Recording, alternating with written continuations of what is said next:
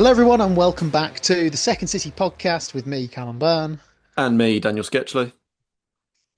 It's the 3rd of February, which means deadline day has now passed. So, we're going to have a quick roundup of some of our best and worst deadline day signings for Villa and Blues. We'll have a little touch on the last couple of weeks for not just Villa and Blues, but also for some of the other Midlands clubs as well, because January has been well, we talked about before Christmas, January was a defining month, maybe this winter part of the season. Some of the teams have gone up, some of the teams have wobbled, and some of the teams are struggling or in free fall. So we'll quickly cover all of that as well. But Dan, it's been a couple of weeks. How are you? How's things? Yeah, all good, all good. Yeah, pretty steady. Yeah, January was pretty good as January's go, I think. Like, I don't know, January can be It was pretty long, tough. It can January. be long, January's but always no, long. yeah, no, it was okay, yeah. Blues were good as well. So it was all right. It's funny you mentioned like all the January sort of the deadline day stuff. And I put this in our WhatsApp group the other day about the sort of how the kind of well we're going to talk about it here because it is still part of the Yeah. conversation obviously, but sort of the cultural drop off of transfer deadline day in general is really Yeah. interesting to me, if you know what I Is mean. it, but yeah, this one I think you're more accurate with. Not so accurate with the magic of the cup being dead. Um, I've but that could be an episode in and of itself. I do have my opinions still yeah. on the magic, the alleged magic of the cup. I do have some qualms with it still, but no, just like I don't have a problem with it necessarily, but Deadline Day used to be such an event and like rolling news Yeah, coverage all day, and I agree. I now used to be sat in it's front of Sky Sports News like all day yeah, if it was in like the summer one in particular because it being yeah, half term and or school holidays or whatever. yeah. I think it doesn't bother me that it is what it is now because I think it got a bit silly eventually, and like it was funny to an extent, like when they'd have like the journalists outside like the stadiums on Sky Sports, but then it all just got a bit it just got a bit silly eventually, with the I crowds around them and I everything, think and it was like just I think it was worth it though for like the Peter Odemwingie thing alone. It was just yeah. so good. And we've had like some mad the day we signed Alex Song, and that and as Callum said, we're going to do like our best and worst January signings and deadline day signings. Sorry, and man, going through it, some of the years were just crazy. Like that 2017 one, Blues were crazy. Been pretty crazy this year as well. But no, I just think it's fascinating, just sort of compared to 10, 15 years ago. Like deadline day is kind of not what it was, but I don't think that's a I think it's bad just the thing way we get our necessarily. news now, isn't it? Yeah, Like Sky Sports News was the only way to get it was the only way to get the football transfers true. in the 2010s, especially the early 2010s, and now it's all Fabrizio Romano and David Ornstein putting out a tweet. Yeah, I think So like the January where Andy Carroll went to Liverpool and Luis Suarez went to Liverpool and then Torres went to Chelsea on the same day. I just could not imagine that now. That was like that yeah, was a bit of Ozil going a to freak. Arsenal's one that I really remember as well. Like that came out of Yeah. nowhere. There's loads actually, and I don't know about, we'll get into it in a minute, I guess, but like the as well, what made it really difficult trying to go through, so we're going through the years trying to find the best and worst deadline day signings. What made it really hard was deadline day keeps moving as well. Because if it Yes, falls on like a Saturday, so there was some which I thought were deadline days that weren't, and vice versa. So like this year it was February 2nd, obviously, because that was a Monday. It's not really fair to do it on like the Saturday. Um, but anyway, we'll get into all that. How are you anyway, Cal? You keeping well as well? very good, very good. Kind of glad January's over just because it was very, very long, but it's been a very nice January. A very nice January, very good January. Um, but yeah, ready for the clocks to change and everything to sort of warm up again, to be honest. Yeah, I get that completely. Yeah, it's actually just started snowing here, even. So we're still in the throes of winter, I'm afraid. Um, so without further ado, then we'll get on to a bit of a recent summary of everything, as Callum said a bit later. Shall we open the show with our best and worst deadline date signings through the years for our clubs? Yes, absolutely. And I think we should start with the best because let's face it, everyone's here for the worst. So, Yes, and yes, that's a my good point. God, there are a lot of bad signings, at least for Villa, and I imagine for Blues as well. The list Okay, for bad signings, to even like it was endless. So let's start with the best ones, shall okay. we? Yep, you go ahead then. Um, What are you saying for Villa? cool. Best deadline day Uh, signings? starting up with a couple of honourable mentions because I think we've only picked five. We're going for our best five Yes. and our worst five. There's Yeah. no particular order for them, but four. I have four really honourable mentions. Marco Asensio, Marcus Rashford. Just they had to include them somehow. Um, and it's weirdly two sets of two players signed on the same day. So we had Rashford and Asensio last year, and Richard Dunn and James Collins, a defensive duo that joined at the same time. Really good defensive unit for Villa in the early 2010s. I know if Richard Dunn was a Premier League, had his Premier League career now, he'd be a proper meme, I think. Mm. Just the amount, like, I think he's got the record for the most own goals in the Premier League. But he was a proper centre back.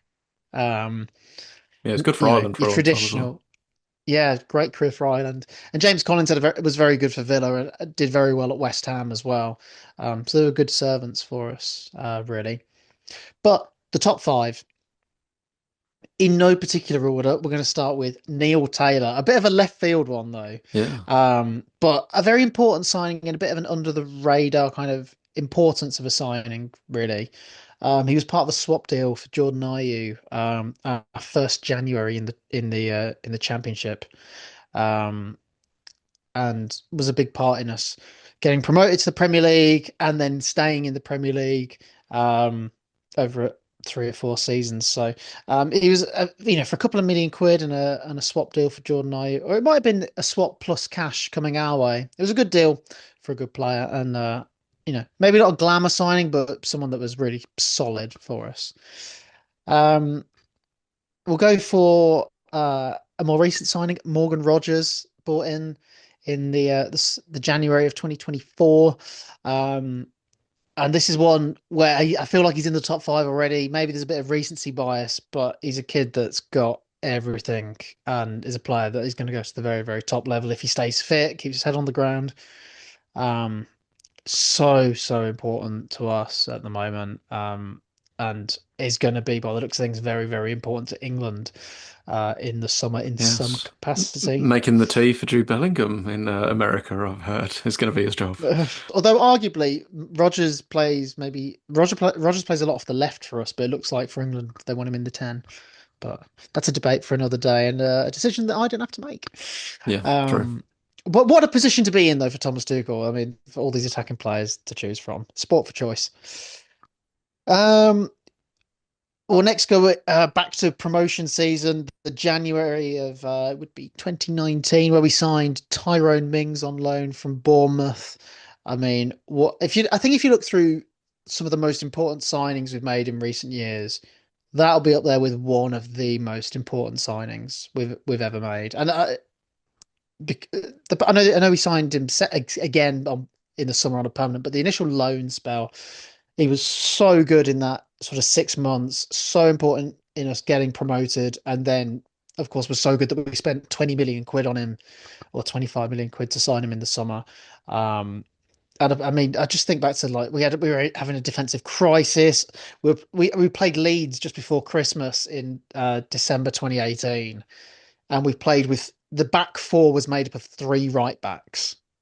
Like we Mm. had no defenders, and the fourth was James Chester, who was just on the brink of ending his career. Like he never recovered from the injury he was playing through at that part of his career because we had no fit defenders or no fit centre backs. Um, but Tyrone Mings gone on to play for England, played for Villa a lot. Still a big player, still an important player, even if he's not necessarily a nailed-on starter in the best 11 and will still have a big part. I mean, playing in Fenerbahce a couple of weeks ago, he was man of the match, unbelievable. Another one we've just signed him again. Tammy Abraham was a deadline day signing. Scored, I think it was 25, 26 goals in the promotion campaign. Would not have gone up without him at all. I know he's not a deadline day signing this time, and we'll talk about it a bit later on. But the jury's out whether this is going to be a successful second spell. I know he's been linked with us to come back a few times, and I've always kind of felt like his Villa legacy was so good from that Yeah, one season that I never go almost never back. really Yeah. wanted him to come back because I feel like it can only really go one way. Um, but in terms of the context of this, that deadline day signing, I remember being really excited when we signed him and knew he was going to score a lot of goals in the Championship that year because he probably should have been a Premier League player at that point. He kind of already proved himself in the Championship. So, um, Yeah, was he at Bristol yeah, City before that, honestly? Bristol City, Yeah, yeah, yeah, yeah, and he did have a loan spell at Swansea, I think, in the Premier League, and it never really worked out, which is why he had to drop yeah. That down. rings a bell. And then he Yeah. almost left in the January because Wolves wanted him. Um, and I believe Jack Grealish managed to persuade him to stay. And the last one for me on the best signings, and maybe this is the best, Christian Benteke. Oh, Three okay. wonderful seasons in Claret and Blue. Um, I think he hit 20 goals or not far off 20 goals in all 3 seasons. I mean, for how shit we were back then, what a player. What a player he was. Kind of a complete centre forward. I know he kind of looked, he was strong. He had a bit of pace. He could great finisher with his feet, could head the ball, could take penalties. Um, and quite gonna sound a bit knobby here, but a proper clutch player. Um, would turn up in the big moments and would score some outrageous goals, some brilliant goals. Yeah, I mean, I just peak Benteke. I mean, oh, and I know he had some good moments since, but he never really hit the heights again after Villa. But yeah, what Very would you good. say? Okay, very good. On to the Blues then. I did rank mine, but I think similar to maybe what like you're saying, it's a bit of a loose ranking to be fair.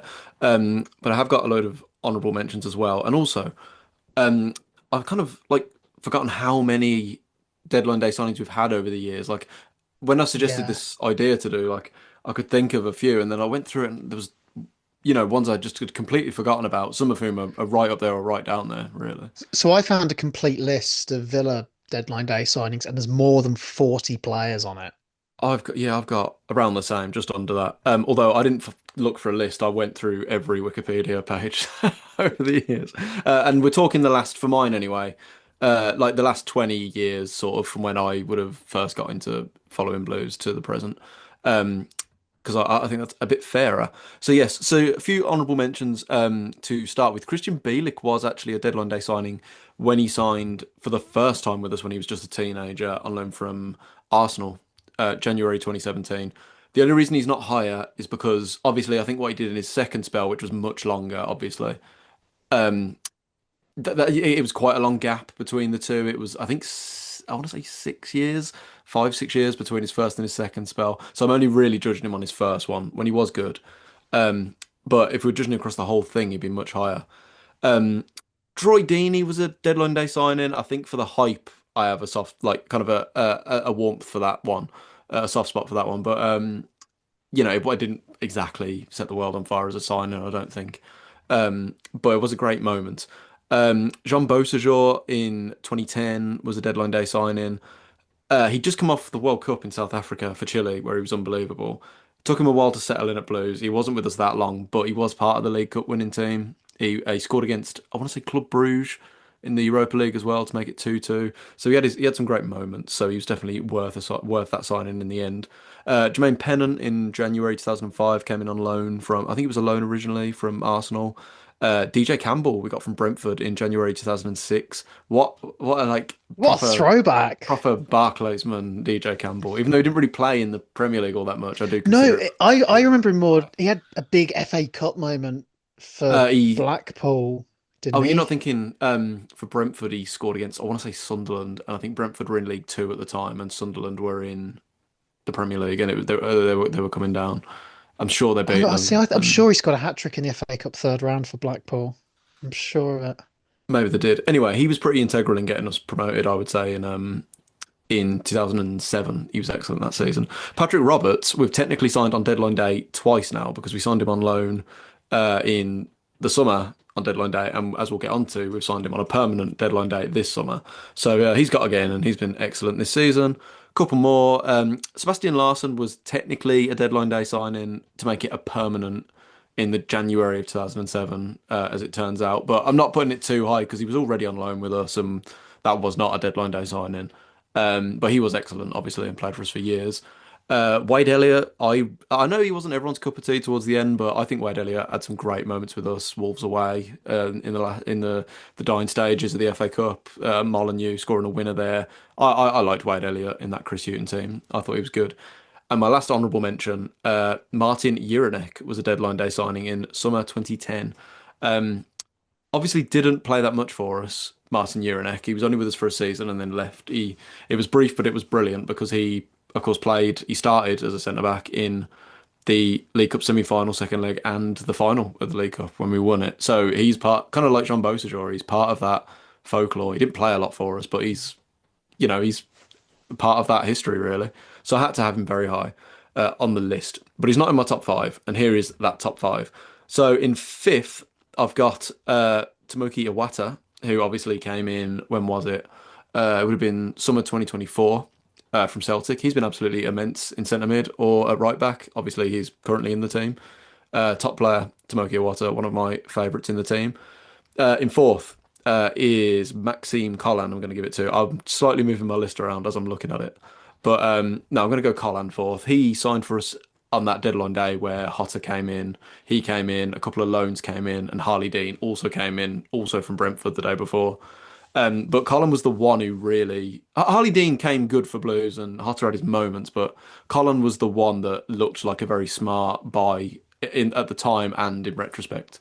So yeah, summer 2017 he came in, was with us until I want to say summer 2023. I want to say I think he was with us for 6 seasons.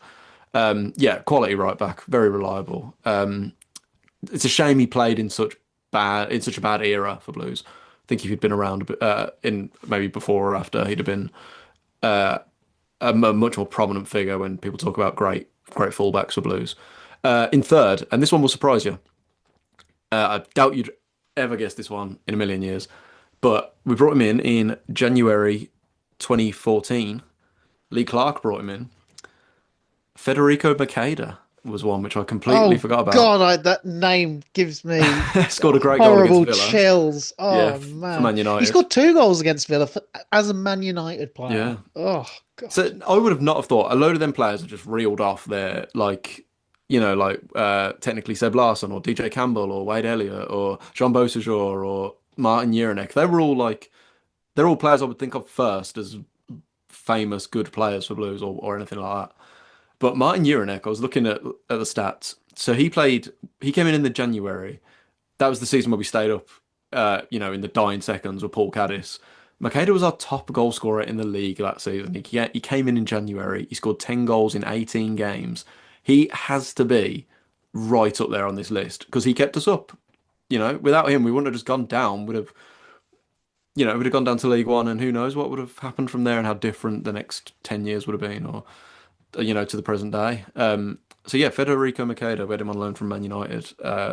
Came and went, never to be seen of again, never to be thought of again. But he did great things for Blues, so he has to be in there. Second, you'll roll your eyes at this. I don't know if it's just like the moment of it and how great it was, Oh, but it is Stansfield. I had to put him in second. Uh, like the announcement of it, the money, it was like it's the only one where like the money was such a statement, and I think his legacy at Blues is only just getting started, really.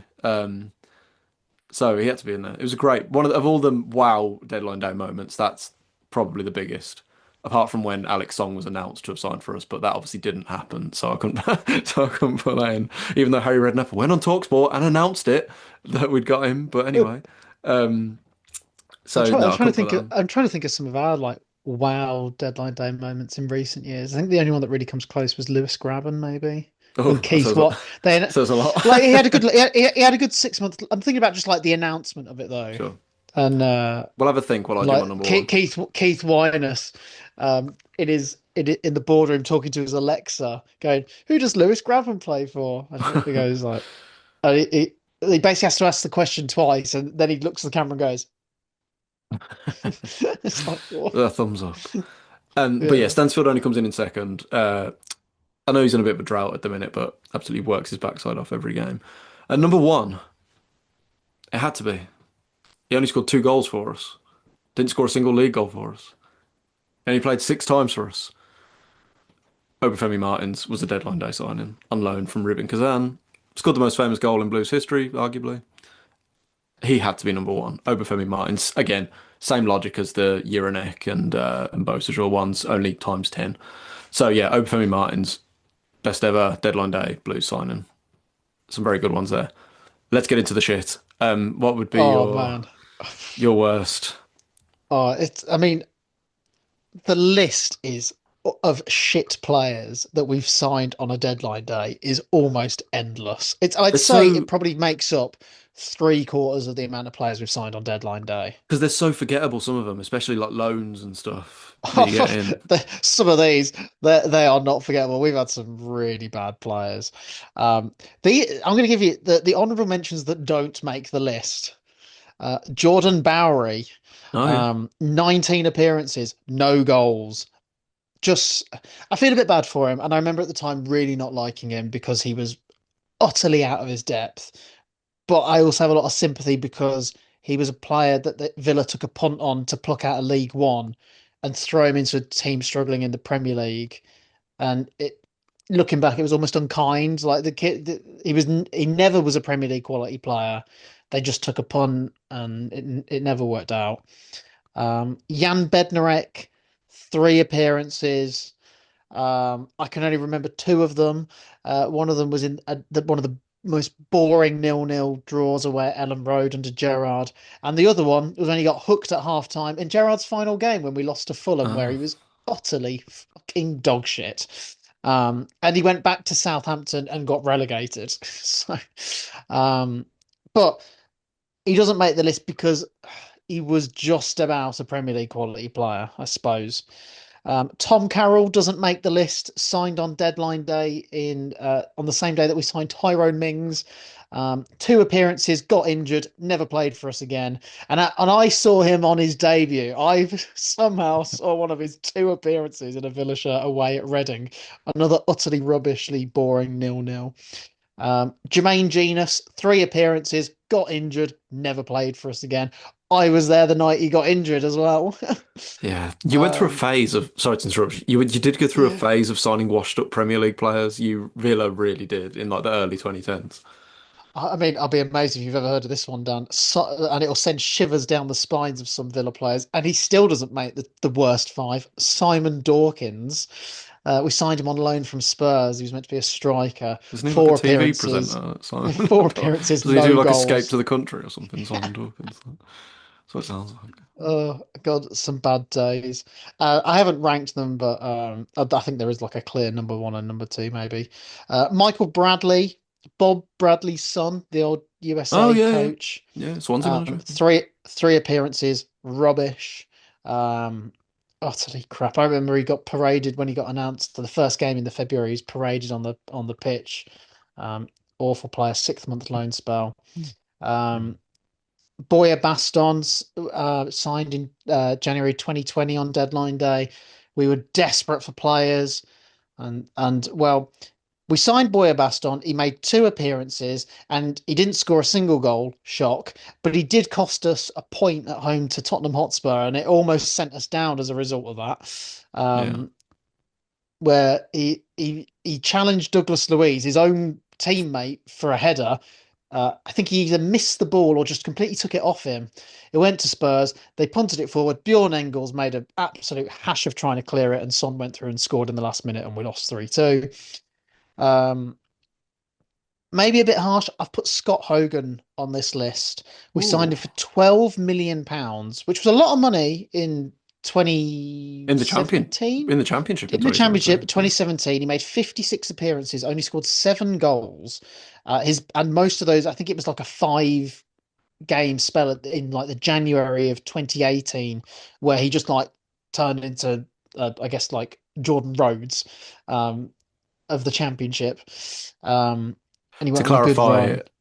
Scott Hogan was not a deadline day signing for Blues either Yeah, time, so he's not eligible for this list for Blues. Before I can hear them all shouting at the screen, yeah. he wasn't a deadline day signing. Sorry. Um, yeah, and it's a bit harsh, but I think for the money that we spent on him and to only get seven goals back, and then we basically were never. I mean, I think we probably just gave him away to you in the end. I don't Yeah, he think we would did. have bought him for much. And also, so he was announced on the 31st of January.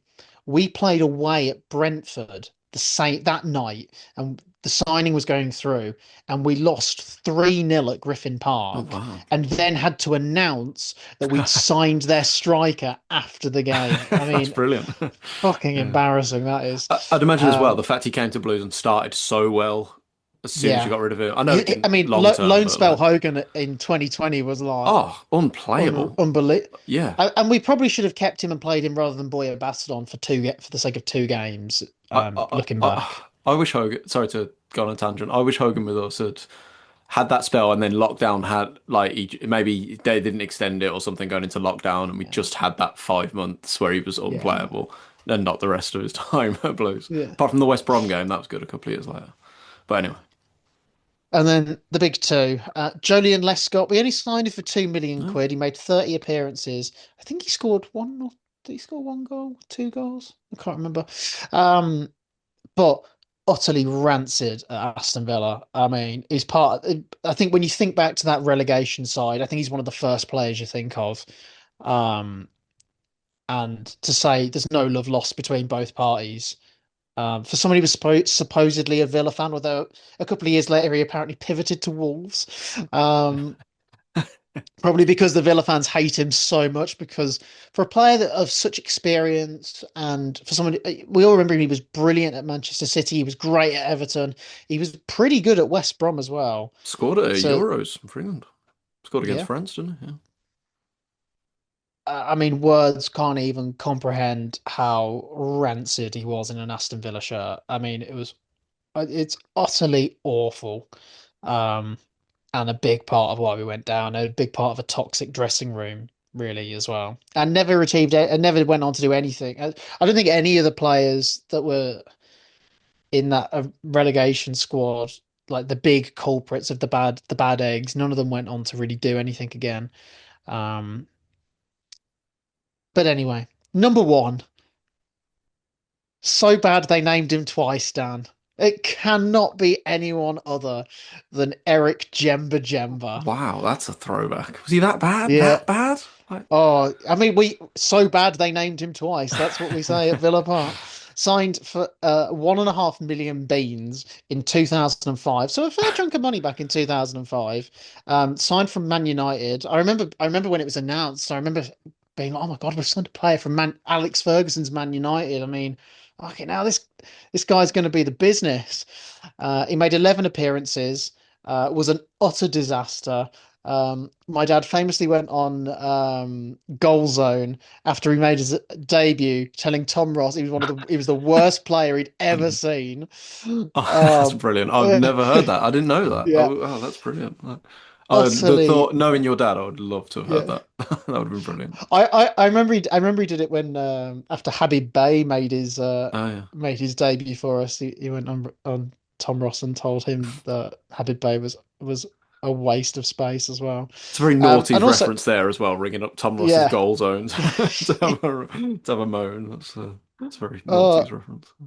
but Jemba, he came to Villa and he was declared bankrupt following the move from Manchester United to Aston Villa. And I think when you think back about it as well, if a player was any good, would Sir Alex Ferguson have sold them? If a player was good, would Fergie have got rid of him?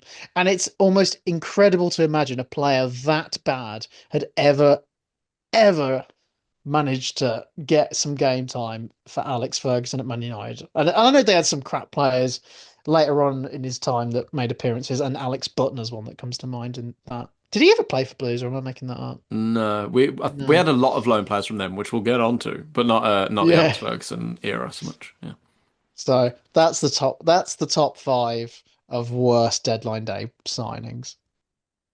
Right, Dan, let's get on to Blues. There's a couple of names. I'm trying to think back to a couple of years ago, and it's one episode you can always go back and watch because we did our worst January 11s of all time. And there's a name in particular, and I can't remember if he was a deadline day signing, so I'm Oh, excited to see if he's on the list. well, there's definitely Um, a few. yeah, I can't wait for it. There's something about listing absolutely utterly crap players that's Yeah, just so good for the soul. there is that January worst 11 you mentioned kind of inspired this. I think it's fair to say this idea because that was a lot of fun. Um, Yeah. okay, so we'll do the honorable mentions first. There is a few others I made a note of that are kind of neither in the best or the worst.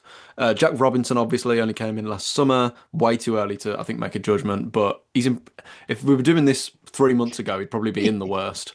But he has improved somewhat, and After the he's Coventry game. yeah after the Coventry game. But he has been better, and I think he is definitely knocking on the door for Phil Neumann's place when he comes back from injury. Um, Scott Wright, obviously, he's just left, but he was a deadline day signing, summer 24. He was all right actually. Um, but then uh, Emmanuel Longello started really well at Blues and then really tailed off. To clarify, he was a permanent signing in January 23 and was a that was on deadline day, not the loan just before that. So they're all kind of in the middle. They're kind of neither here nor there. So some honorable mentions for the worst. Pablo Ibanez, if you remember him, got, Chris Hughton got him in from West Brom on the same day we signed Wade Elliott. Pablo Ibanez was just, I think he used to play for Spain, but he was just really lazy at Blues and was always second fiddle to like Caldwell and Curtis Davis and stuff. Um, Jason Lowe, summer 2017, signed on the same day that we signed Hotter and Colin and all them. Played like, like what, like eight, nine times for us, never to be seen or heard of again. Wes Thomas was a loan we got in January 2013. We signed him again about a year later, and it improved. He was a bit better, but I just remember a home game against Wolves where we lost 3-2. Wolves soon got relegated. Wes Thomas missed about nine sitters, so for that alone, I think he has to be an honourable mention. Jan Valery, we had in on loan under Karanka from Southampton. Oh He played yeah, like I three remember that. times. Um, that was a weird one. Never really went anywhere.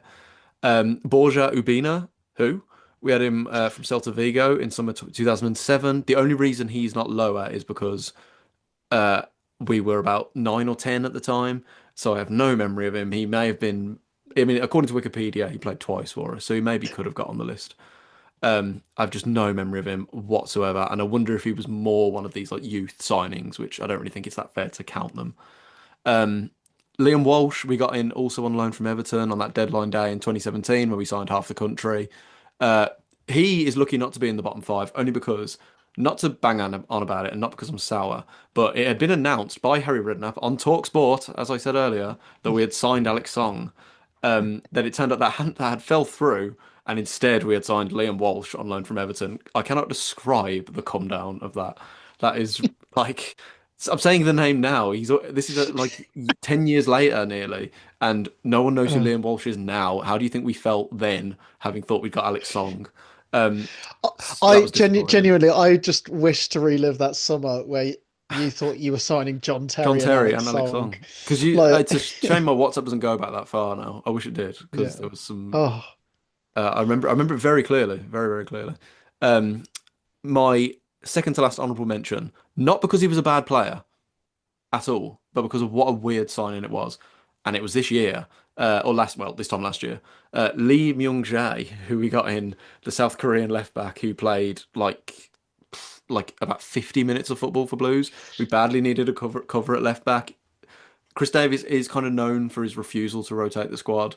Lee Myung-jae is the living embodiment of that. Him and Kanya Fujimoto. Maybe it's just like I don't know, something about these wildcard signings that we finally get in, and Davis just does not trust them at all.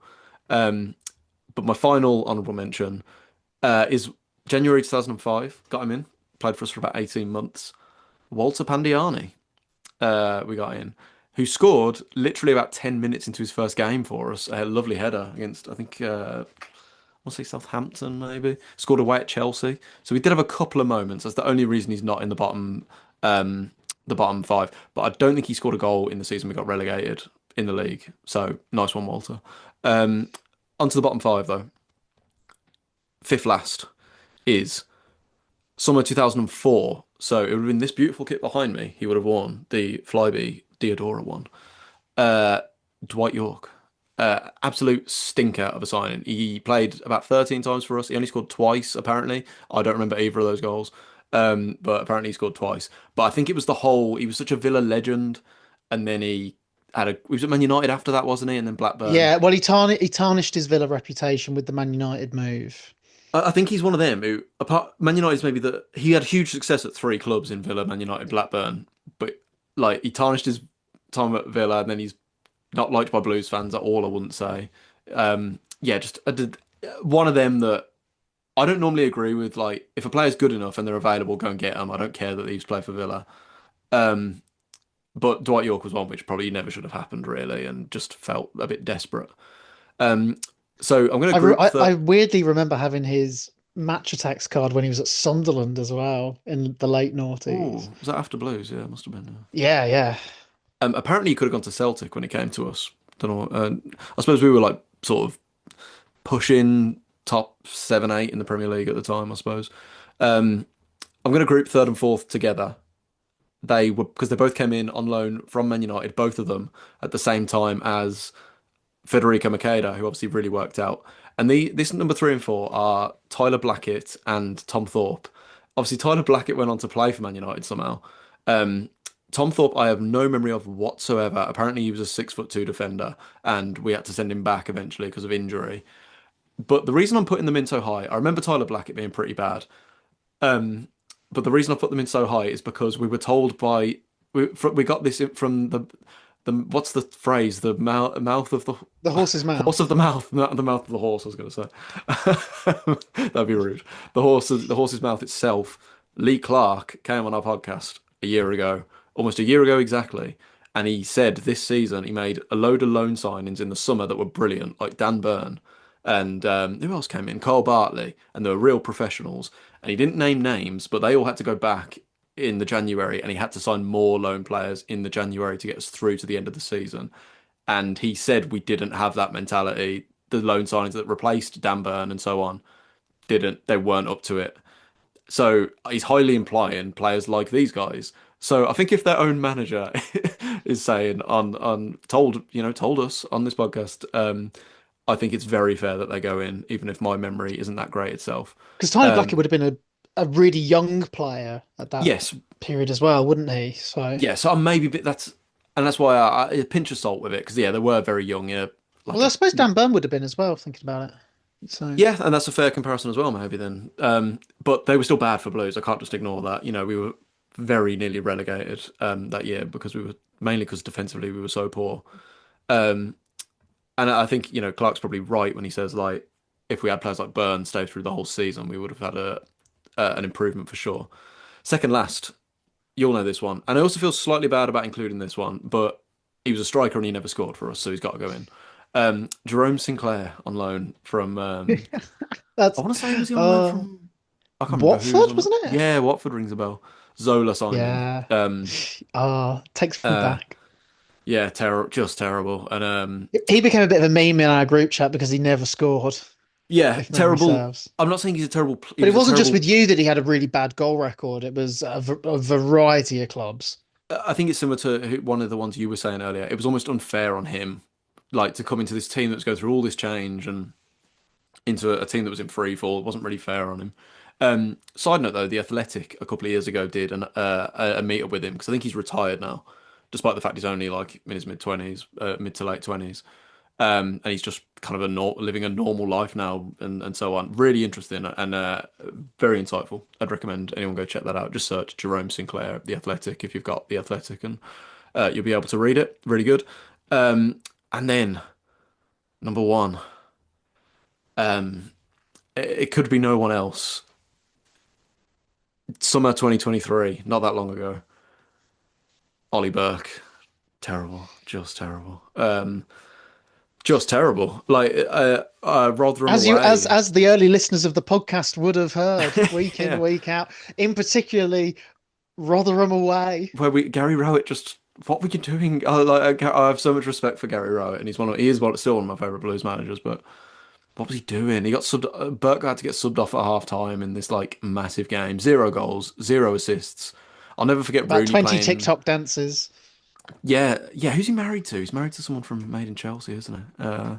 Anyway, I'm sure all our watchers will know, or our listeners will know. Let us know who that he's married to. Um, but yeah, I'll never forget. I think it was Boxing Day 2023.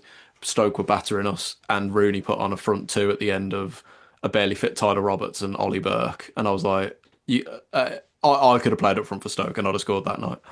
Terrible. So yeah, that's my top five. So what was it? In fifth, Dwight York, fourth, Tom Thorpe, third, Tyler Blackett, second, Jerome Sinclair, first, Ollie Burke. And an honourable mention, we didn't sign either of these, but it was the Clotet January, where I think we just got Scott Hogan and we were still trying to sign someone from Wolves on loan. I think his name was Enubakare or something, never to be heard of again.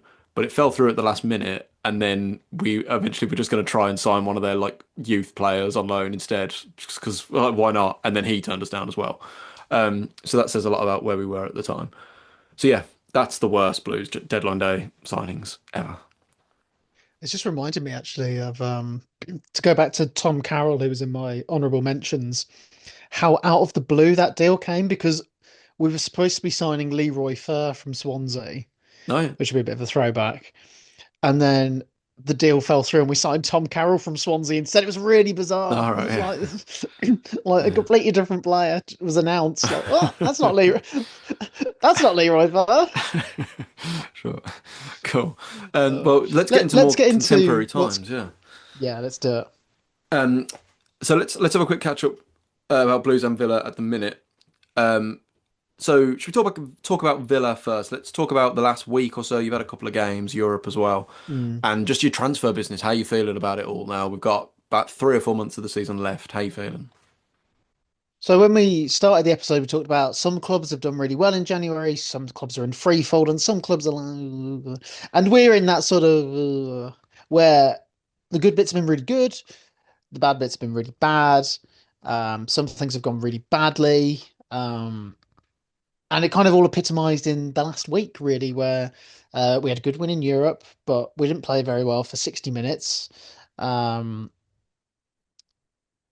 Another player got injured. January's been, almost reminds me of the year we stayed up under Dean Smith, where we were in the December heading into the January thinking, right, January's going to be really big. We need to strengthen in a few areas. And then in the space of a week, we were decimated with three or four long-term injuries to John McGinn broke his ankle, and then Wesley and Tom Heaton did their ACLs on New Year's Day. And all the January plans just got thrown out the window just like that. And we ended up signing players like Samatta and Boya Baston and Danny Drinkwater. And, oh God, that January might be the worst January window we've ever had. It was utterly appalling. And this has been a little bit similar in that, in terms of we're maybe looking at where we want to strengthen, and then our midfield has just been decimated in 2 weeks with Boubacar Kamara out for the season. John McGinn's out for about 6 to 8 weeks. Tielemans is out for 10 weeks. I mean, three key players. Anana, when he is a great player for us, but we can't. We're so he is a bit injury prone, or at least he has been with us. So keeping him fit's difficult. And then Watkins did his hamstring on Thursday night. I don't know if it's too bad. It might be okay, but he didn't play at the weekend. He wasn't in the squad.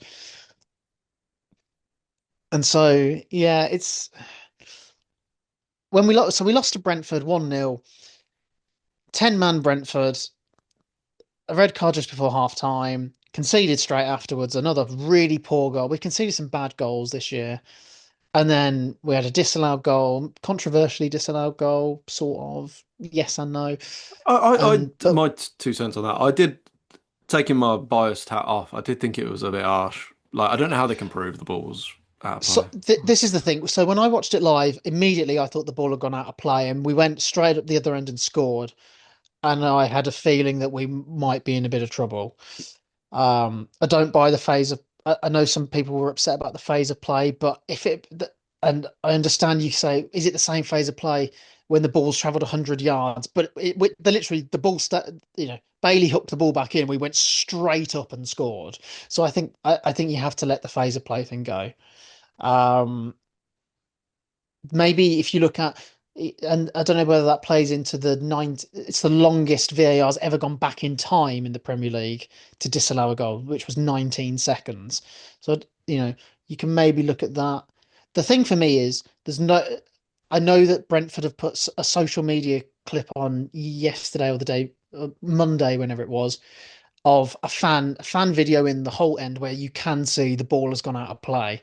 But obviously VAR don't have that angle, and none of the angles we've seen actually prove the ball went out of play. And the Newcastle Arsenal game from a few years ago, and some of the explainer videos afterwards, is why you could never prove the ball was in or out. Was it? Do you remember the thing at the World Cup in Qatar? There was a game. Was it Germany and Yes, Japan the or Japan, something? Japan. No, it was Where Japan versus Spain, was it like the where ball for all the world looked like it was out, but there was like if you looked at it from directly above, the curve of the ball was just over the line, even though it didn't. It yeah, looked the base of the ball was over, but yeah. the curve was technically above the line. So And it's one of those you're always going to have with a football because it's a sphere. You can't always work out exactly where without the technology, or camera angles can be really deceiving with it. Is basically what I'm trying to say. And there's no way you can prove that one angle it looks in and one angle it looks really out. And I think it's harsh to disallow it on the fact that there's no way you can prove that you can't say for definite the ball's out because there's no Hawkeye down the lines, down the sides of the pitch. It's only on the goal line. I feel like it's going to be a bit of technology that does come in the next few years because you could run some sort of laser down there, but then I suppose with sensors in the ball, there'll be a way that they can do it in years to come. But it was harsh and it changed the game a little bit. And Brentford sat in, they were 1-0 up, they put 10 men behind the ball, and we couldn't break them down. And it was the only time we really broke them down because we caught them on a counter attack, and it was one of the rare occasions where we were able to cut through them. Um, we weren't great. After the game, I was saying, I was like, I think we're probably out the title race now because Arsenal had won at the weekend. The gap to them has gone up to about 9. Is it about I nine think it's points? I seven, isn't it? think I still think it's it might be seven. six. But then obviously Man City slipped up straight afterwards, and then you go, oh, maybe we are still in it. The main thing I'm annoyed about is like on Match of the Day on Saturday night, they're like, Arsenal have extended the lead to this, and Manchester City will cut it back to this tomorrow. And in fourth place is Chelsea. They were doing the Mm, table, they completely missed us out, and it's been like that for a few weeks. And I don't mind, I'm not going to be annoyed if we don't win the title, and I don't mind if people don't really think we're title contenders. But it'd be nice if we'd have gone into second, and we've had so many chances the last couple of weeks just to go into second, and so they can't skip you out of the conversation, if you know what I mean. yeah. Um, maybe it's like a little thing, but I don't know. But we'll see. Douglas Luiz played really well. I think he's going to suit the system that we play. I thought Leon Bailey was okay when he came on. Um, Douglas I've, Luiz, very good signing by the way. yeah, I mean, it hasn't worked out for him since he left. He wants to be at the club. He knows Emery will get the best out of him. He's somebody that can at least take a penalty. Um, Well, you sold him for and 40 million like 18 months ago, and then going yeah, back we've got an for option free. with Yeah, two players. yeah, like, So we got an option in the summer to get him back for 25. I think it will suit, even though Kamara's out, and his last season when Kamara got injured and did his ACL, he struggled. But with Anana and Bogard next to him, he can play that sort of Tielemans role where he's a bit further forward, a bit more box to box, a bit more of like, oh, what's the bit like a quarterback almost, where he can just sort of spray the passes around like Tielemans does for us. Um, which I think is probably his best position. He already hinted. I read an Athletic article today, and he'd said to his said to his people who've then told the Athletic that um, basically saying that the two managers or the three managers he's had since he left Villa in the last 2 years, their training and coaching is nowhere near as detailed as Emery, and basically just threw Sean Dyche's coaching under the bus. Basically said he's a crap coach in terms of and like he's not an elite level coach, is he, Sean Dyche? I mean, you look comparing him and Unai Emery, so. But that was I found that really quite funny. Um, but it is what it is. It's weird. We've become so used to winning home games. It's the first time we've lost back-to-back games at home in 2 years. Well, it's mad, really. yeah. Um, and it's when we beat Forest, Ollie Watkins did a post-match interview saying, maybe there was an expectancy that we'd just turn up to Villa Park and win. Um, and maybe he didn't articulate it very well, but he was right, and he is right because we even felt it on Thursday night. You're rocking up Salzburg at home, going, "Well, we'll win tonight," right? And it can be a bit flat. And obviously, we went 2-0 down, and we did turn it around, and but it was very flat for a lot of it on the pitch and in the stands. Although It was pretty great when Jamaldine Jimmer and Loba, who's just gone on loan to West Brom, God help him, um, scored the winner, and what a moment that was for him. So, we'll see what happens. I think Louise will be a good signing.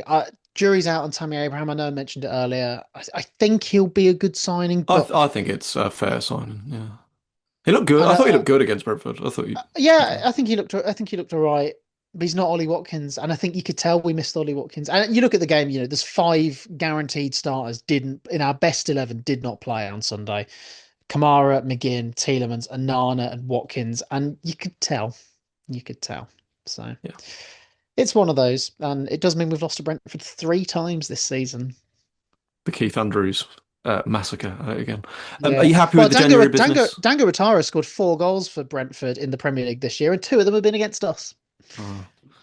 Happy with the January business overall? How you feeling? Set you up okay? Or I know you mentioned Tammy there, but I said to our mate yesterday, I was like, we were spoilt last year. Like deadline day, we yeah, signed Rashford and Asensio, and we signed Marlon as well.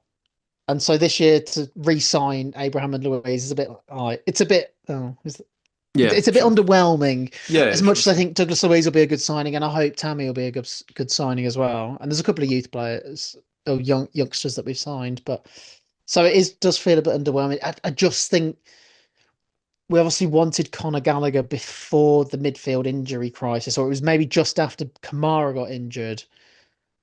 And it's a real shame we couldn't get that one over the line because he'd be so, I like Conor Gallagher a lot. I think he suits our system a lot, and it's a shame that we've tried to sign him a couple of times and he's never really wanted to come. Yeah, And the fact that he chose kind of the mess that is Spurs over a potential title challenge is a bit disappointing, really. that must It's be a not like money he. thing or a London thing, I maybe. think it I is a don't know. London thing, but and I think the Athletic hinted that it was a money and certainly a London thing. But he has played in the West Midlands before, so and let's not make out that Birmingham to London isn't. No, it's It's not. not like maybe you're It's not seeing some Newcastle to players don't. Plymouth, is Yeah, I it? was going to say it's not like London. Some players don't really want to go to Newcastle because of the distance. So, um, but I thought with the three injuries, we'd maybe sign another midfielder on top of Douglas Luiz. And so maybe a bit disappointed that we didn't maybe get another one over the line. We were never really linked to another one. And we haven't resolved the Harvey Elliott thing either. I didn't think he was very good against Salzburg, and I thought he was absolutely anonymous when he came on against Brentford. But why has he started playing him again? Because isn't it if he plays two more times, they've got to pay the money for him? So is he Three, literally gonna it, take it to like the max, like get as much possibly, out of him? Weird though. You don't want to be possibly, left in a position where you have to play him in a game, like yeah. because of an injury crisis or something, and then you have to spend all this money on him. Like, Yeah, which is what happened in the Salzburg game. We kind of had to play him because we didn't really have anyone else. And yeah. so you look back to maybe when he came on for 5 minutes away at Feyenoord was a waste of one of those And appearances. is that in all comps? It's not just the league. Yeah, all comps. And I think it might include 23 under 23s matches, which is maybe Oh, why he hasn't played any of them. Highlights, we've got rid of Evan Gessond because he yeah. was rubbish. Losing Marlon was a bit of a blow as well. I understand it. And we spoke about this a couple of weeks ago, and I could get it. But it's a shame because he was having a good season. Um, and it's maybe you haven't been able to get rid of Harvey Elliott, but we did lose Marlon, for example. And I feel like the two home games, Everton and Brentford, Marlon would have been quite useful to have. I just don't think it was. I understand it was maybe an offer that was too good to turn down, but it maybe could have been one that could have waited until the summer, really. But it is what it is. And the last couple of weeks have been very yo-yo, and it's important to stay positive because we're still third in the league. I think it's more worrying looking over the shoulder, and Man United have had a resurgence, and they're not that very far. They're not too far behind us at the moment. So, but we'll see how February plays out. We finished in the top two in the Europa League. We've got all our knockout games away from home, so we'll see at the end of the month who we've got, and that's going to be an exciting um, portion at the back end of the season. So we've got an FA Cup fourth round game as well. There's lots to be positive about, but it's like I said I think on the last one where it's just a few missed opportunities, and it might be the one chance, or the door is open to maybe try and win the league, and these chances don't come around very often. You almost wish we'd have had the Asensio Rashford January this time, if you know what issue. I mean. Yeah, I mean, I yeah, I mean, I get that. mean, imagine if that had happened not last year, but that happened now. I mean, It'd be a statement, wouldn't it? Yeah, yeah. fair enough. But that's Villa, and we've got Bournemouth at the weekend, and we'll see how we go. But what Nice. about Blues, Dan? Because Yeah, I think it's safe to say when I say we've been like this, we'll get on to a couple of teams that are tanking. I think Blues have had a very good January, I think. I would agree completely. That Watford game, New Year's Day, where we lost 3-0 and were beyond hopeless, feels like a long time ago now because we haven't lost since. January was good, yeah, and January was it's a busy month, as you know, FA Cup starts and midweek games as well. It was a good month. And I said to you I said on the last episode we did, I think by then we'd already announced Solis had came in, Priska, Kai uh, Wagner had come in. Kai Wagner, Osman, from Brighton. And I said it feels like they're making a bit of a statement here. You know, Priska can't have been cheap, and he wasn't cheap. I reckon it was about 6 million quid. And I said we'd had a few not great performances, but good results. Like Sheffield Wednesday was, I know it was Sheffield Wednesday, but it was an away result finally. Cambridge, I know it was Cambridge, but it was a win away at least. We'd beat Coventry, so it's like let's build on this now. And I said I saw no reason why we couldn't beat Stoke at home, who were ravaged by injury, Oxford away, who were right down there, Leicester at home, who were below us, and Baggies at home, who were in free fall. So obviously we drew Stoke. Obviously we dropped points straight away. 1-0 up as well. 3 times out of 4 in our home games now we've drew 1-1, despite being 1-0 up in 2 of them. So that was a disappointment. Felt like 2 points dropped for sure. And I didn't think we played particularly well. I thought, Stoke were good value. Stephen and Nzonzi nearly won it at the end at the age of 75, nearly won it for them. And just I was a little bit like frustrated by it all because I was like, I don't really like if you've got any ambition, we are really could feel it slipping away at that point in the playoffs or any chance of the playoffs. And little things like I'm not a football expert. We do this podcast for a laugh, I'm not an analyst or anything. But little things like Kyogo would be stood at the front post for corners, and obviously we conceded from a corner and nearly conceded from another.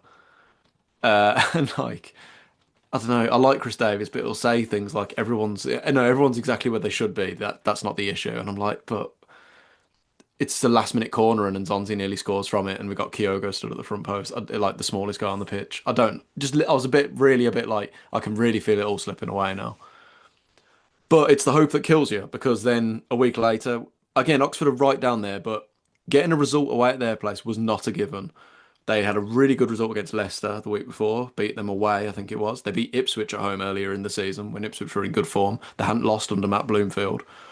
So for us to win 2-0, I'd said some of our performances weren't great before that, but we were getting some results like Sheffield Wednesday. Oxford was just a super controlled, professional, efficient performance, and it felt like a game from last season, honestly. John Solis, who we've got in on loan, he's 21, Colombian midfielder, was outstanding, completely controlled the game. Got a lot more out of Peck Sung Ho as well, because of Solis's control. He was control of the game, presence in midfield, and I think he's got to start again against Leicester on Saturday, obviously. We signed as well, of course, another big signing that's came in, Carlos Vicente, from La Liga. He's come in from Alaves. They reckon for about £7 million. Bit of a different type of right winger to what Patrick Roberts gives us. Patrick Roberts kind of cuts in a lot. This Vicente is more hug the byline and get crosses in from deep. Bit of an old school British type of winger, it sounds like. A lot of money, and that's it. Blues have spent a lot of money in this window. We've been very busy. And obviously we got Jonathan Panzo in on deadline day as well. He's a centre back. We got him in from the Brazilian league, I believe. He used to play for Cardiff though, and Coventry, I want to say. But the weird thing with that is it's only till the end of the season, so that's a bit odd. But he's a left-footed centre back. Jack Robinson's injured, um, so we definitely needed someone in. I think as well. I heard Richard Wilford on WM said this. Christoph Clara.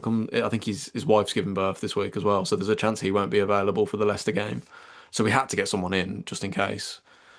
So yeah, it's been a busy window. So yeah, Wagner, Solly, Solis, Osman on loan as well. Priska, who else am I forgetting? The one I just said, Panzo, Vicente. So a lot of signings. And now I stand by what I said a couple of weeks ago. Now we've got Leicester and Baggies coming up. I see no reason why we can't and shouldn't win both of those games. We only lost one home game all season. Leicester have just sacked their manager and lost to Charlton at home on the weekend. Baggies are shit. They're awful. They're the worst Baggies team for 30 years. They're terrible. They could sit. If we're recording this on Tuesday, if Blackburn beat Sheffield Wednesday tonight, Baggies go in the bottom three. That is mind blowing. The Baggies fans do not deserve what a mess that is. That is unbelievable. So we've got to win them. Then it's the Leeds game in But the you might as cup. well put your house on Jimmy Aloba scoring in that fixture now. Yeah, yeah, Um, probably, yeah, so yeah, we know yeah. it's going to happen. True, true. We'll get on to him. Then we got Leeds in the cup. That's so I think midday kickoff, FA Cup fourth round. I think everyone's going to be right up for that. The club obviously revealed the special 150th anniversary Penguin kit that we're going to wear in that game as well. Um, It's which a is a good beautiful kit. kit. It's a It's a shame beautiful it's not kit. your home kit, your actual home kit this year. Yeah, and side note, I think four kits, all of them 65 quid each in one season. It's not on. That's why I haven't raced out to buy any of them. But for this year, I prefer kind of I getting wish the ours were retro retailed at stuff. 65 quid. You don't know how lucky Yeah, you are, Dan. I know, and that Ours at says a lot. 85 at retail. Yeah, and that says a lot as well. Maybe do a podcast on that someday.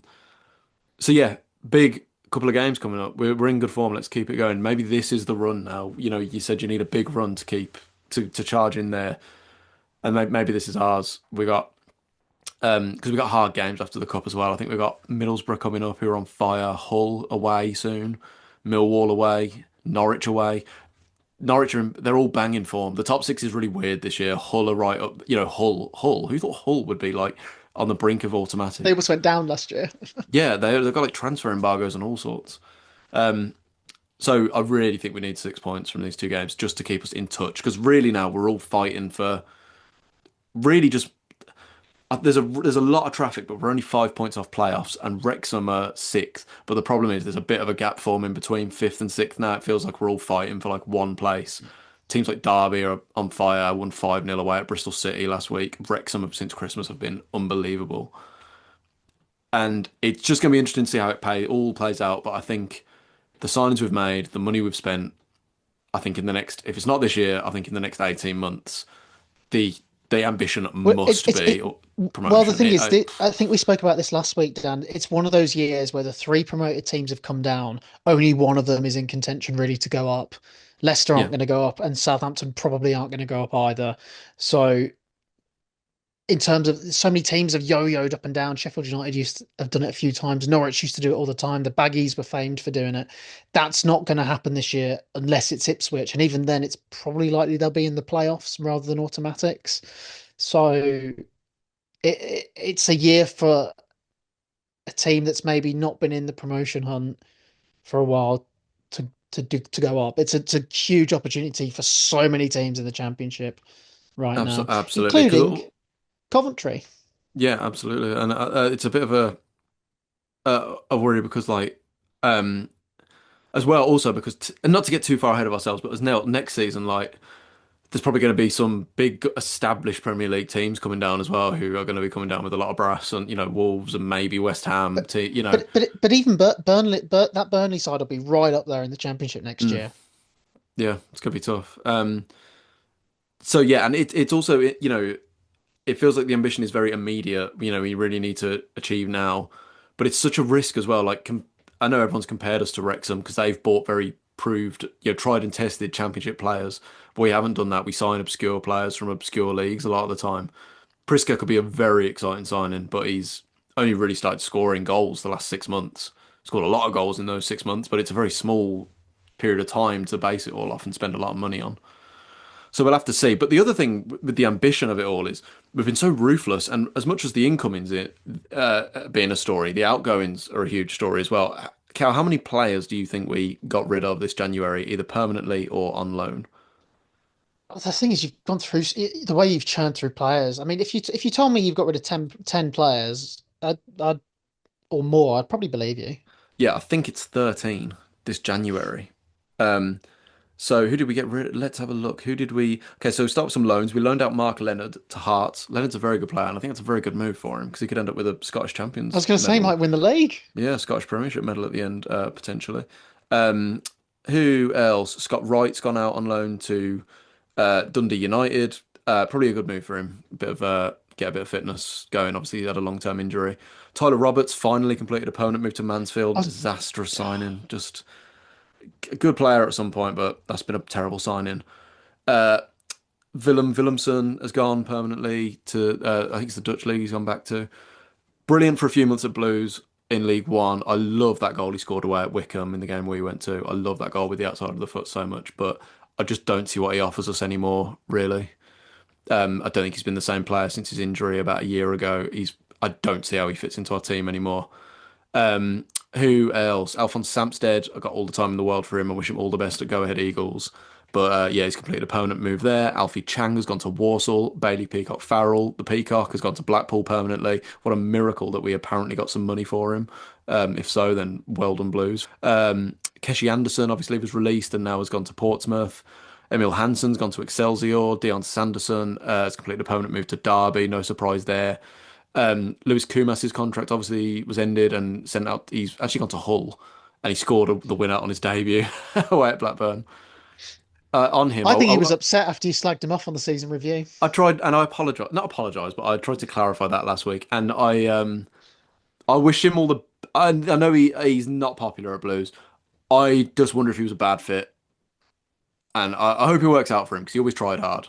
I agree with the decision, you know. But I wish him no harm at all. I hope he does okay.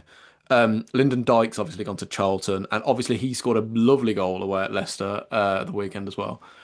I wish him all the best as well. So we've let go a lot of players in this window, all of whom seem to have had a great weekend this weekend, except Samsted, who actually got sent off on his debut for Go Ahead Eagles, weirdly. Um, but Cal, let me take you back to summer of 2024 when we in League One went down and signed all these players. So let's just have a look at that and recap what was going on there. So Ryan Allsop, we got him from Hull, still here. Peacock Farrell sold him. Alfie May sold him. Emil Hansen sold him. Alex Cochrane still here. Willem Willemson sold him. Christoph Clara still here. Mark Leonard let him go. Yokoyama sold him. Lyndon Dykes sold him. Scott Wright loaned him out. Iwata still here. Stansfield still here. Grant Hanley let him go. Lee Myung Jae let him go. Then we loaned in Luke Harris. He's not here anymore. Samsted, we bought him and then sold him. Gardner Hickman we've loaned out.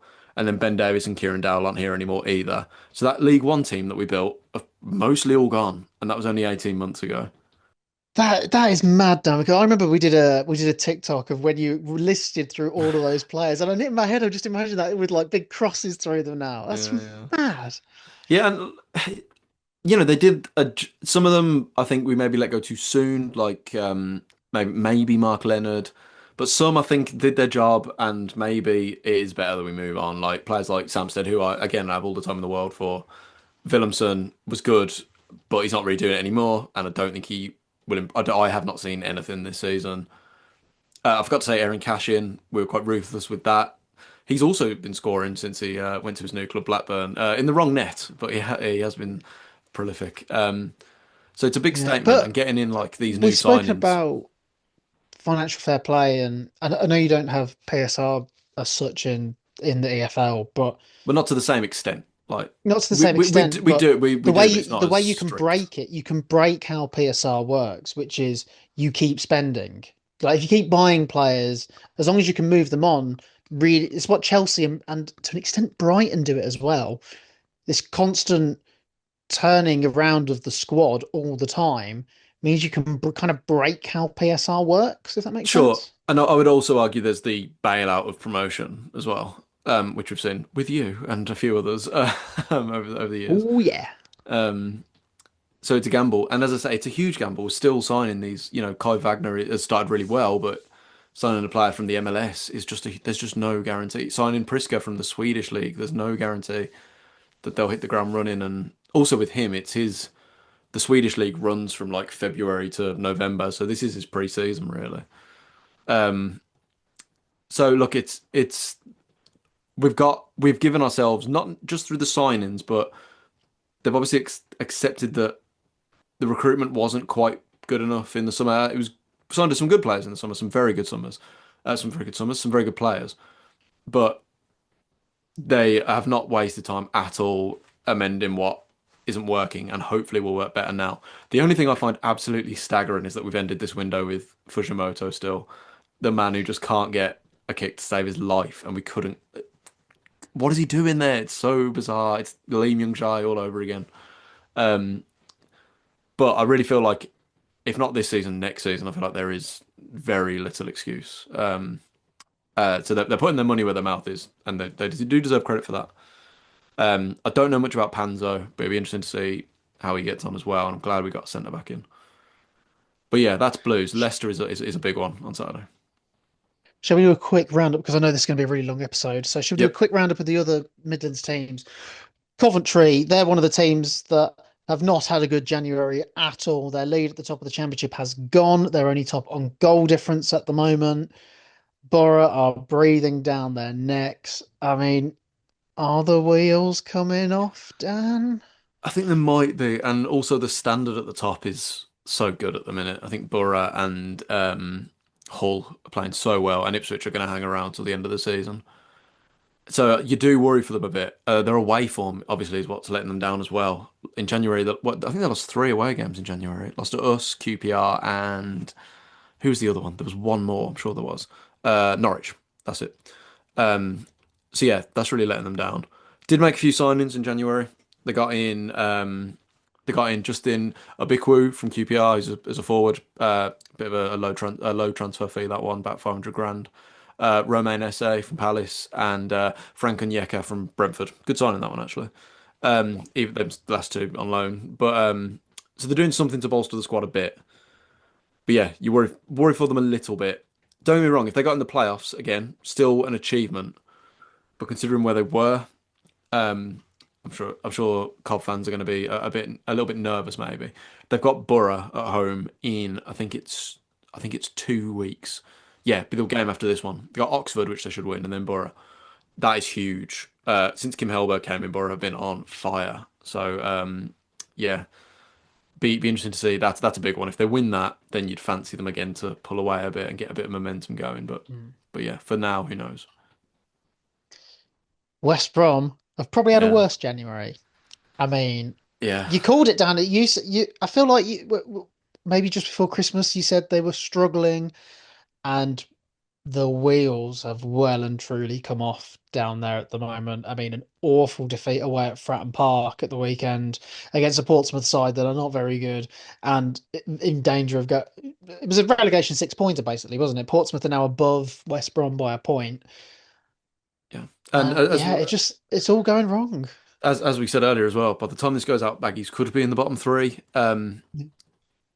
It's mad to think that Eric Ramsey, that's his name.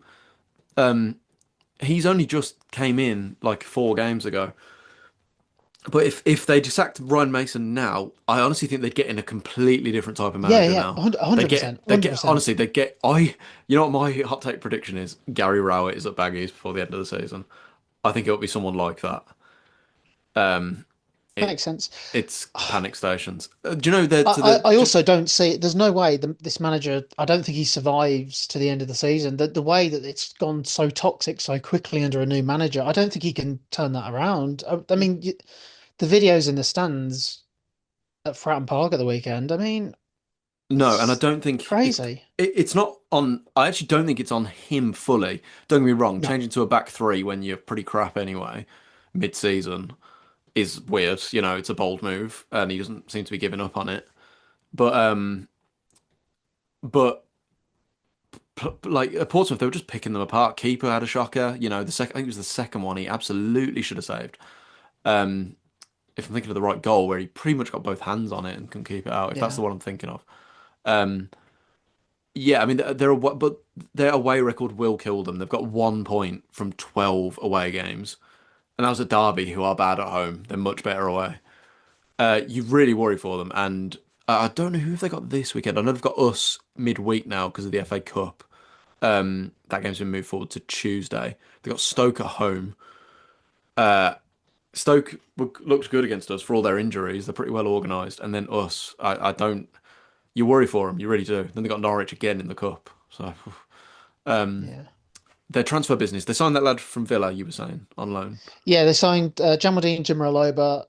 Um, Exciting prospect, scored in the Europa League, a really big goal in the Europa League on the Thursday night. He was part of the West Brom academy because we basically pinch all our best academy players we've pinched from West Brom over the last few years. And he also means I think he gets to stay in the Midlands. But I tell you what, I would not have been sending him to West Brom. I mean, he'll probably play. That Samuel Ling Jr. had been on loan there, and he's been recalled from West Brom and been sent out to Italy, to Pisa on loan. So maybe he has a bit of a better impact. He'll probably play a bit, but that is a tough dressing room and a tough. It's going to be a baptism of fire in professional football for the 19-year-old. Yeah, absolutely. Otherwise, they got Danny Imre on loan from Palace, and then Hindolo Mustafa from Palace as well. And obviously, Jimo Aloba. Am I saying that right? Jimo Yeah, Aloba and Jimmer Mustafa. They're Aloba, yeah, they're both like kids. They're like 19 years yeah. old. They're not the kind of you need real lead. I'm not saying they're bad signings, but they need. I'm not sure it's what they need right now. No, I would I would agree. They need leaders in there and a wiser head. I think Danny Imre's a bit older, but yeah, you worry for him. You really do. And I'd recommend anyone who didn't see our last episode. We had a guest on who supports Baggies who had a bit of a reflection on the Norwich 5-0 loss. So yeah, very worrying times. Do you want to have a chat about Wolves? Because they had a pretty busy deadline day. Don't know if you saw what Yes, happened there. So they sold Strand Larson for a great bit of 48 million. what a bit of business I for think a he guy who's got scored this season, one hasn't goal. he? He's got one goal, and it was a penalty this season. I I mean, mean, that's yeah, what a great business. yeah, I would carry his bags for him on the way out. he Like, hasn't not that even been he's starting. He's been on the bench recently. it's Crystal Palace's record signing. Like But crazy they're a money. team that's also in free fall at the moment. I mean, Mm. they they were splashing money on. I mean, they've got Gesson. They signed Strand Larson. They wanted to sign Dwight McNeil. They've I suppose signed they've another sold. player. They're stuck with Off, Mateta still, aren't they? But moved yeah, on a but few. he's finished there. I don't think he'll play for them again. Possibly. Yeah. Those But bridges are well and truly burnt. but with Wolves, brilliant business in my opinion to Yeah, ship out Strand Larson and replace him for racing with a Adam fraction of that Armstrong. with Adam Armstrong. I know that is a very championship signing, but But that's where I you're think that I going. think they've So been like, smart. I think they've been really smart, I Wolves, agree. in this window, and they're planning for next year. It's all you can really do. I Yeah, mean, Adam Armstrong is not a Premier League striker. He has not cut it at all in the Premier League in his 2, 3 seasons he's had there. But he'll be a great player to have next year. yeah, And I and you agree. spoke Yeah. about maybe if Blues wanted a statement signing in the summer, they'd have gone for Adam Armstrong because he was clearly Absolutely. available. Yeah, there was rumours. I'd seen rumours of Shea Adams. Apparently, Wolves wanted Shea Adams, but Torino didn't want to let him go. I think in the Championship next year he'd have been a good signing as well. But yeah, Adam Armstrong, very good signing. So prepping for next year, not a bad bit of business at all. I don't think. And then Walsall, Cal, have you got anything to say on them? I know you. There was a comment last week because we forgot to talk about them, and it's not the first time I've upset the Walsall fans. I remember when I used to work for the BBC, and I was running the Twitter account, and I was doing goal notifications, and I spelt Walsall wrong in a tweet, Oh and dear. all four fans were giving me dogs abuse. Doug, classic BBC, they hate our club, and it was just the 19-year-old uni student who made a spelling mistake. Yeah, Um, it's not good but enough, Cal. no, it's not. No. So we'll quickly touch on them this week, Dan. Yes, well, they've hit a bit of a sticky patch, three straight draws. You could look at it as unbeaten in four. I would look at it as three straight draws. It's knocked them down to seventh, but that is in the playoffs. That technically is in the playoffs. Um, but it literally is in the playoffs. And they've got a game in hand, and they're already 4 points clear of eighth. So playoffs looking good. Um, I'm sure that'll be a disappointment though, considering where they were and considering where they started like last season. It's kind of happened a bit earlier this year, bit less Yeah. heartbreaking style this year. So you can't really see them getting automatics now. How many points off are they? Let me double check. They Unless are. Oh, they're only they 3 points off. right the wrongs of last year and go on a really good post-January run. Possibly. I mean, they're only 3 points off, but Cambridge are in unbelievable form. They've won 6 games in a row. Salford are in pretty good form, as they probably should be. They've got more money than most clubs in the EFL in general. Notts County are doing well. Swindon clinging on a little bit as well, but they're 4 points clear of Chesterfield, so they got a bit of leeway. They did also sign Alfie Chang from Blues, who they had on loan before. Alfie Chang, I feel like, has been 22 for about 10 years now. Um, Kind of broke into the Blues team a little bit under John Eustace and was good. I swear he scored against like Watford or someone under him, but had a really bad injury away at Cardiff one game, I remember. And yeah, his time at Blues has kind of been limited as a result. But we recalled him from his loan. I want to say was he at Bristol Rovers? I want to say, and we've sold him permanently to Walsall. And I think it's time. You can only cling on for so long with like, oh, he could break into our team eventually, and it's just not going to happen now, is it? With the amount of money Blues are spending, so not a bad signing for Walsall at all. I know, as I say, he was there before. So good luck to Walsall going into the end of the season. So, Cal, been And a I long think that episode. wraps us. It has been a long episode, so we'll wrap this up quickly. Yeah.